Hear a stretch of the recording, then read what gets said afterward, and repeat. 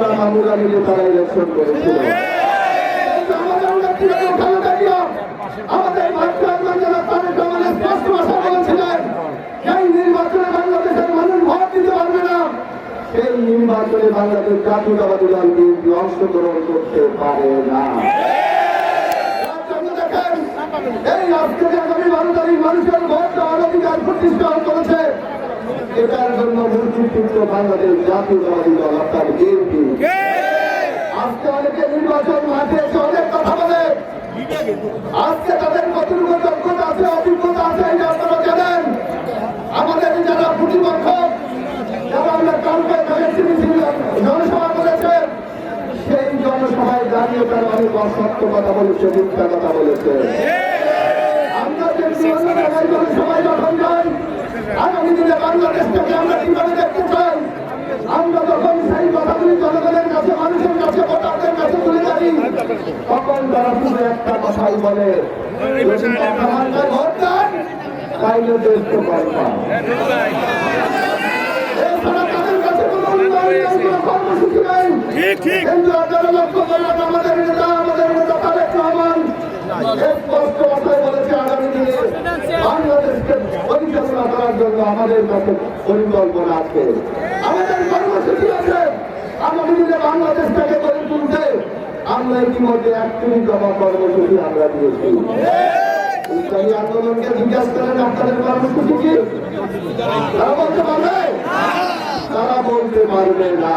শুধু একটাই বলে, আমাদের এই মা বন্ধনকে বিভ্রান্ত করার জন্য তাদের মনটা একটু দুর্বল, যখন ইসলামের কথা বলে, দেশের কথা বলে, তাদের চোখ দিয়ে কলতাল করে পানি পড়ে যায়।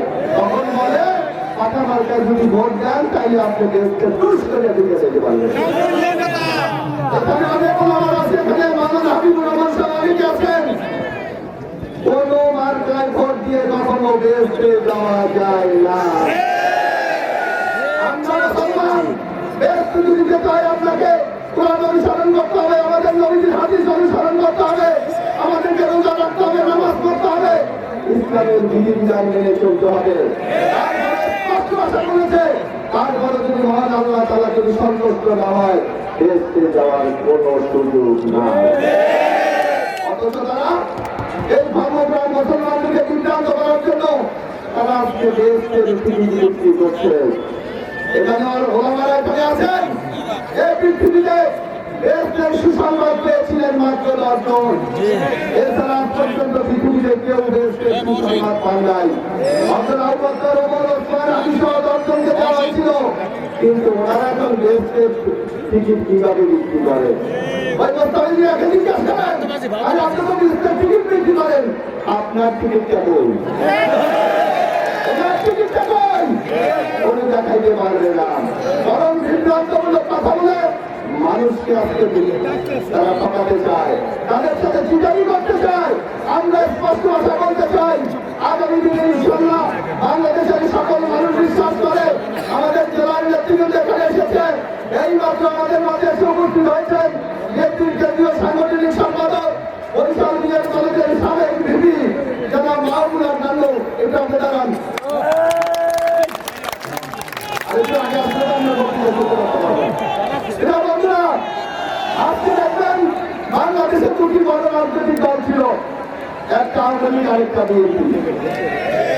আজকে বাংলাদেশে কি আওয়ামী লীগ আছে? আওয়ামী লীগ আজকে বাংলাদেশে নাই, যারা ভারতে পালিয়ে গেছে। বাংলাদেশের সবচেয়ে বড় দল হলো বাংলাদেশ জাতীয়তাবাদী দল। যদি আগামী দিনে যদি মানুষ ভোট দেওয়ার সুযোগ পায়, তাহলে ক্ষমতায় যাবে তারা, ক্ষমতায় যাবে না। সেই ক্ষমতায় যদি বিএনপি যায়, আমাদের এই অঞ্চলে অসংখ্য সমস্যা সমাধান করবে। আমাদের রাস্তাঘাটে, কারখানা থাকবে, স্কুল থাকবে, বিল্ডিং থাকবে, আমাদের এলাকার মানুষের খাদ্যের পরিবর্তন লাগবে। আর সেই পরিবর্তনগুলি যদি করতে হয়, তাই অবশ্যই বিএনপির প্রার্থীকে আমাদের জয়যুক্ত করতে হবে।